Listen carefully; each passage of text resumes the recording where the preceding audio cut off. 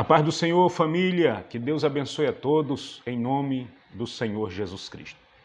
Hoje nós vamos estar estudando a lição de número 12, que será ministrada no dia 20 de março de 2022. Visão do afastamento e retorno da glória de Deus. Texto áureo, Ezequiel capítulo 43, versículo 5.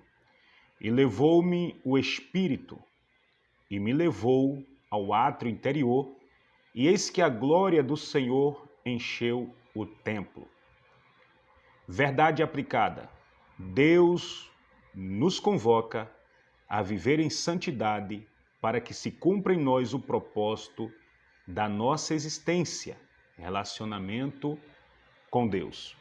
O texto de referência para você dar uma estudada aí está justamente em Ezequiel capítulo 11, versículo 22 e 23. Ezequiel capítulo 43, versículo 2 ao 5. Esses textos são para você estar estudando aí na sua casa. Eu quero dar as boas-vindas a você que se inscreveu no nosso canal, muito obrigado.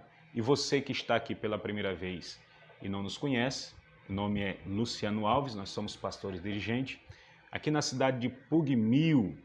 Pugmil pertence ao estado do Tocantins. O nosso pastor presidente é o pastor Silvano Cardoso e a sua muito digna esposa, pastora Maria Ibanilza. Então agora vamos aprender um pouco aqui nesta aula, nesta pré-aula, lição 12, visões do afastamento e retorno da glória de Deus. Mas antes de entrarmos aqui na lição, já peço a você que, se gostar do conteúdo, deixe seu like, se inscreva no nosso canal e também compartilhe o vídeo. Deus abençoe. Vamos agora para esta pré-aula de hoje. Bom, agora nós vamos aqui entrar na nossa lição 12, mas antes de entrarmos para explicar essa lição, vamos trazer aqui o nosso ponto introdutório, certo? Vamos estar vendo aqui Ezequiel capítulo 11, versículo 22 e versículo 23 de Ezequiel. Nós vamos observar que o profeta vê a glória de Deus saindo de Jerusalém para o monte que está ao oriente da cidade. Que monte seria esse? Esse monte é o Monte das Oliveiras, certo? Agora, por que a glória de Deus saiu de Jerusalém? Ou seja, saiu do templo. Por quê? Para entendermos melhor, vamos recapitular e voltar na história, ok? Em 606 a.C., Nabucodonosor, ele invadiu Judá pela primeira vez. E o que é que ele fez? Ele capturou Jerusalém, levou diversos homens proeminentes, incluindo Daniel, Ananias, Misael e Azarias. E isso deu início aos 70 anos de cativeiros, certo? Então, você vai observar isso, essas referências, no capítulo 25, versículo 11 e 12 de Jeremias, ou 2 Reis, capítulo 24, versículo 1 ao 4, ou Daniel, capítulo 1, versículo 1. Aproximadamente 9 anos mais tarde, em 597 a.C., depois que Jerusalém havia se revoltado, ou seja, o rei se revoltou contra Nabucodonosor, Nabucodonosor invade a cidade santa pela segunda vez. E dessa vez, ele leva 10.000 homens importantes para o exílio, incluindo Ezequiel. E Ezequiel, nessa época, ele era apenas um sacerdote. Texto de referência para você observar, 2 Reis, capítulo 24, versículo 10 ao 14. E aí, o Zedequias, ele foi estabelecido rei em Jerusalém, e nós vamos observar que depois de 11 anos, em 586, ele esperando pela ajuda do Egito, né, e não tendo sucesso, ele foi capturado porque Nabucodonosor percebeu, Nabucodonosor descobriu e capturou ele, matou os seus filhos e furou os seus olhos. Seus olhos foram furados. Então, Nabucodonosor, depois de um cerco que durou aí em torno de 3 anos, ele destruiu a cidade por completo, ele destruiu o templo que foi construído por Salomão, foi reduzido a cinza, e ele matou muitas pessoas e deportou muitos judeus para a Babilônia, certo? Então, de onde que Ezequiel ele profetiza? Ezequiel profetiza da Babilônia. Ele profetiza contra os seus companheiros exilados e contra aqueles que ainda moravam em Jerusalém, porque o templo não tinha sido destruído por completo, a cidade não tinha sido destruída por completo, porque isso se deu antes da queda final, antes que Zedequias se revoltasse contra Nabucodonosor. Ele profetizou aos cativos em Babilônia, Ezequiel capítulo 3, versículo 11 e 15, e ele profetizou aos que moravam em Jerusalém, se você pegar Ezequiel capítulo 10, versículo 15 e 20, e o capítulo 11, versículo 22 ao 24, você vai ver isso que eu estou passando para você. Agora, por que a glória de Deus saiu de Jerusalém? Bom, no capítulo 11, versículo 1 ao 13, Ezequiel ele tem uma visão. E ele vê 25 líderes, certo, de Jerusalém no templo. E esses líderes tinham aconselhado o povo a se rebelar contra Nabucodonosor e a se unir ao Egito, que era um país menos poderoso do que a Babilônia. Esse era o conselho daqueles líderes para o povo que ali estava. Eles não queriam, de hipótese alguma, que o povo concordasse com o seu destino, ou seja, com a profecia dada por Ezequiel. E o que é que eles faziam? Eles pediam para que o povo se rebelasse contra as ordens de Nabucodonosor. E no versículo 3, nós vamos observar que esses líderes estavam, obviamente, como eu falei aqui, refutando as profecias de Ezequiel de que o tempo da destruição estava próximo, ou seja, a destruição final da cidade estava próxima, Eles acreditavam que Jerusalém, para eles, era uma panela protetora, na qual seu povo seria preservado, eles não seriam destruídos, eles não estavam dando crédito à profecia de Ezequiel, colocada por Deus na boca de Ezequiel. Então, por meio de Ezequiel, Deus o refuta, dizendo para ele que aquela cidade não era uma panela para eles, nem eles seriam carne dentro daquela panela, ou seja, eles não seriam protegidos, eles seriam destruídos por conta das suas rebeldias. Então, entre esses 25 homens, havia 2 príncipes do povo, Jazanias e Pelatias. Então, na visão que Deus dá para Ezequiel, Ezequiel viu Pelatias cair morto, enquanto ele, Ezequiel, estava anunciando sua profecia contra a idolatria desses homens, contra as abominações desses homens.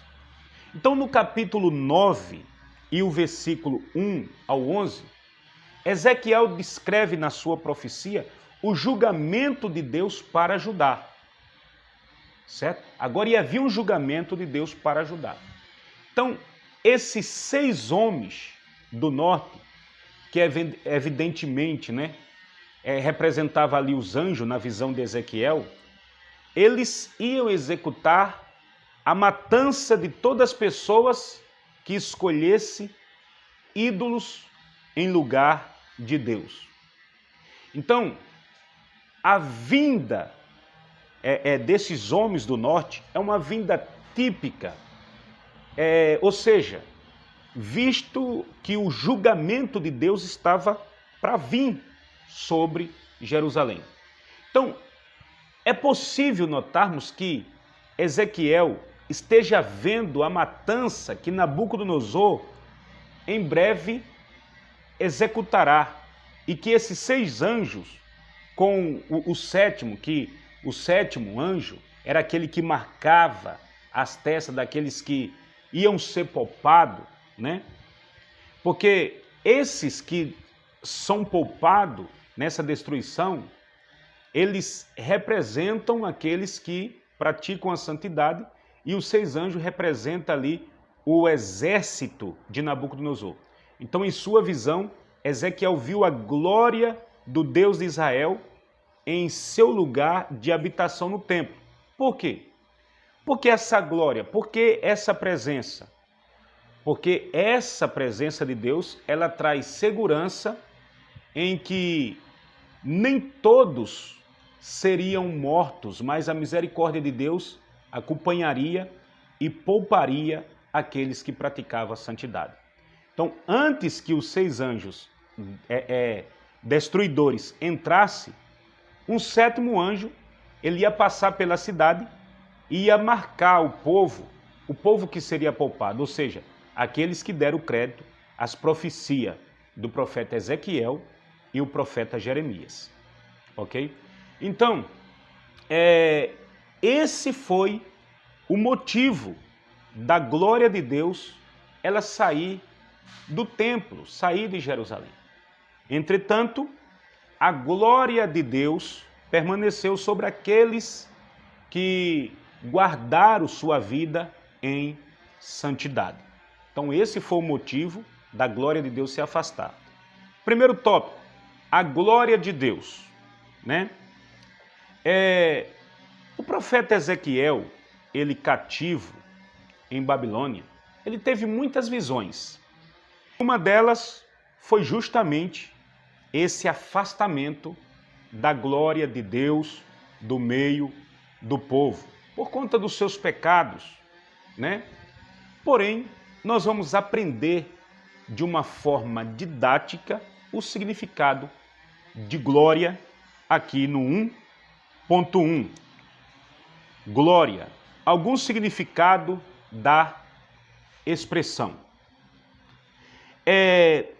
Dentro das pesquisas do pastor Valdir Alves, que é o comentarista da lição, né, que seja no Dicionário Internacional de Teologia do Antigo Testamento, Dicionário de James Strong ou Dicionário Vino, ele alega que não encontrou um termo para expressar a ideia de glória na Bíblia.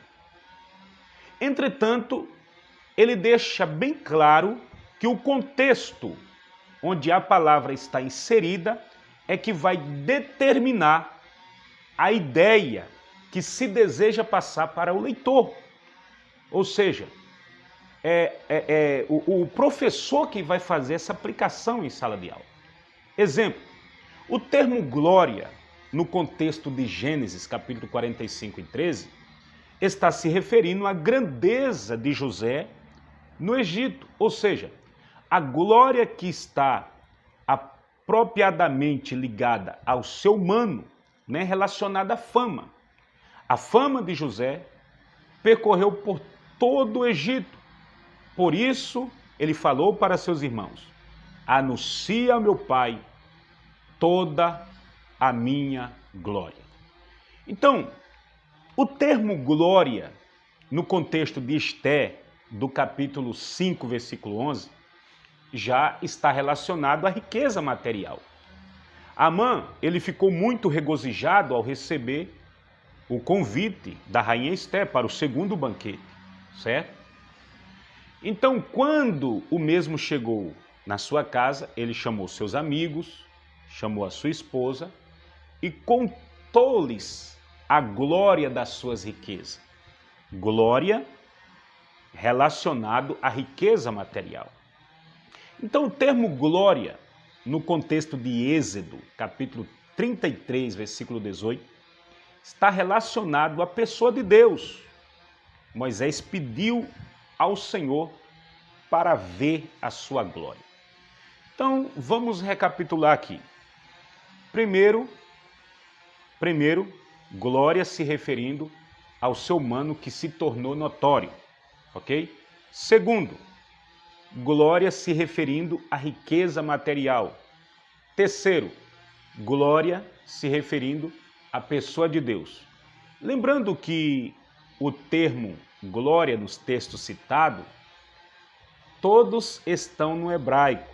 Então, se você pega o dicionário de Strong, você vai observar que glória, kabod, no hebraico, vai trazer o significado, vai trazer diversos significados, como honra, glorioso, abundância, riqueza, dignidade, reputação, etc. Agora nós vamos ver a glória revelada na natureza de Deus, certo? 1.2, revelada em sua natureza. Bom, aqui nós vamos aprender que a glória de Deus, no contexto de Êxodo, capítulo 33, versículo 19, faz referência à bondade, à misericórdia e o compadecimento do Deus Todo-Poderoso. Moisés pediu para ver a glória de Deus. E o Senhor, pela sua misericórdia, fez passar toda a sua bondade diante de Moisés. Está na sua lição aqui, o teólogo Tony Evans, ele diz que a glória de Deus pode ser melhor descrita como manifestação visível de seus atributos, caráter e perfeição. Essa glória, ela é revelada na natureza do Deus Todo-Poderoso. 1.3, revelada em Jesus Cristo. A glória de Deus revelada em Jesus Cristo. Deus revelou a sua glória na pessoa do Filho. No contexto de João, capítulo 1, versículo 14, nós vamos observar que essa glória é uma representação da graça e da verdade. Ou seja, na pessoa do Filho, Deus manifesta a sua glória amando o mundo todo e mostrando o verdadeiro caminho, porque Ele é o caminho, a verdade e a vida. Ok? Agora vamos para o segundo tópico, abominações do povo no templo. Agora nós vamos ver aqui, abominações do povo no templo. Bom, nós vamos observar que a idolatria, as abominações, faz com que a glória do Senhor se afaste do templo. Deus, ele mostra para Ezequiel que os líderes estão praticando coisas imundas, E a santidade de Deus, ela não se associa com aquilo que é imundo, ok? Então vamos ver aqui agora, no 2.1, ídolos, criatura acima do Criador. Observe mesmo, ídolos e criatura acima do Criador. Ezequiel capítulo 8, versículo 3, o Espírito de Deus levou Ezequiel em visão a Jerusalém. Levou ele até o templo e ele vê a imagem dos ciúmes. O que é isso, imagem dos ciúmes? Essa imagem era um ídolo que ficava no templo em Jerusalém, provocando o ciúme de Deus. Isso era profanar o templo, certo? Então, o profeta, ele pode estar se referindo à imagem que estava lá na época do reinado de Manassés, pouco antes da reforma do rei Josias.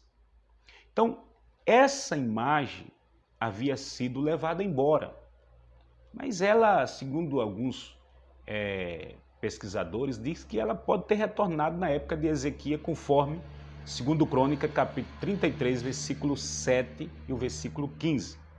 ok? Em Ezequiel capítulo 6, capítulo 8, versículo 6 ao 12, né? Nós vamos observar pinturas de répteis, de animais, em lugares escondidos no templo.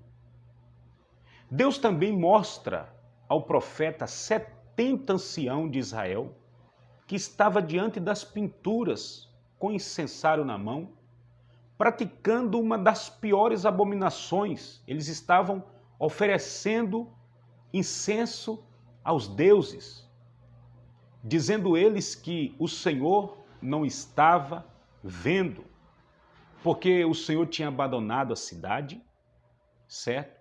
Tinha abandonado a terra, porém Deus estava vendo tudo que estava sendo praticado nas trevas. E nós temos que entender que nada pode substituir nossa adoração a Deus. Ele é o Senhor, o resto é criatura, né? Ele vê tudo. Então que venhamos exercer uma santidade em nossa vida para a glória de Deus, para a glória de Deus permanecer repousando em nosso espírito. Eles pensavam que estava praticando no oculto, mas Deus estava vendo tudo. 2.2. Interesse pessoal e material acima de tudo. Ezequiel capítulo 8, versículo 14, Deus mostra ao profeta Ezequiel que as mulheres que estavam no templo do Senhor, essas mulheres estavam chorando por Tamuz. Essas mulheres estavam buscando seus próprios desejos, né? Seus próprios interesses, suas próprias satisfação. Elas estavam adorando essa estátua do deus Tamuz. O deus Tamuz, ele era adorado abertamente à porta da casa do Senhor, por mulheres idólatras, não só por homens, né?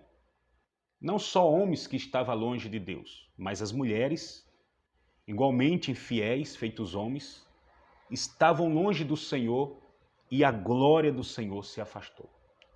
Tamuz era um deus que os babilônicos tinham herdado dos sumérios. Era o deus da vegetação e fertilidade, segundo a história. Agora vamos aqui para o 2.3, irreverência e indiferença. Ezequiel capítulo 8, versículo 16, o texto nos mostra a irreverência de 25 homens com as costas para o templo, adorando o sol. Nos tempos do rei Josias, também existiu esse tipo de irreverência. Entretanto, não foi aceito pelo rei Josias. Nós vamos observar isso no texto de 2 Reis, capítulo 23 e versículo 5. O rei Josias mandou destituir esses tipos de sacerdote idólatra. Então, irreverências, se nós observarmos irreverência e indiferença, os termos são iguais no contexto que citamos, né? Por quê? Porque quando nós adentramos no templo do Senhor, temos que ter reverência, temor, prestar um culto racional, dando glória a Deus, ter cuidado para que o nosso culto não venha se tornar um culto irreverente, ok? Agora aqui o terceiro tópico, afastamento e retorno da glória de Deus. Tudo isso, esse afastamento aconteceu porque ia acontecer a última destruição na cidade, certo? Então, esse afastamento, ele veio acontecer justamente por conta das abominações, dos pecados e tantas outras coisas. Deus se afastou do templo, justamente por conta dessas coisas, né? Homens e mulheres levianos, fazendo aquilo que não agradava ao Senhor. E é bom lembrarmos que nós somos o templo do Senhor. A sua glória, ela se afasta quando praticamos algo que não agrada ao Senhor, quando usamos de coisas indecentes para com essa santidade. 3.1 Afastamento da glória de Deus, né? Existe queda na vida de pessoa que ela não acontece da noite para o dia, não. Essa pessoa ela vai caindo aos poucos e quando ela acorda para a realidade, a glória do Senhor já não está mais. A presença do Senhor já não está mais no templo, na vida dela.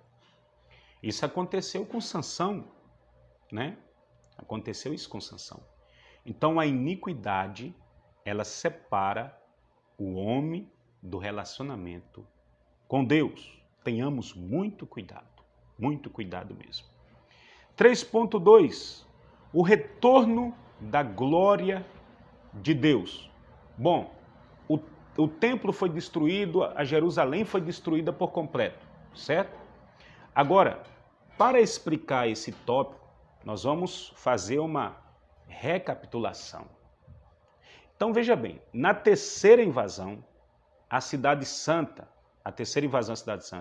Nabucodonosor destruiu a cidade, destruiu o templo construído por Salomão, foi reduzido a cinza, e ele mata milhares de judeus e leva muitos cativos para a Babilônia.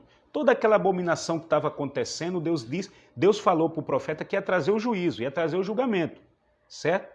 Então, na minha humilde opinião, o retorno da glória de Deus não se deu com a construção do templo de Zorobabel, que ele na frente foi ampliado por Herodes e destruído no ano 70 depois de Cristo.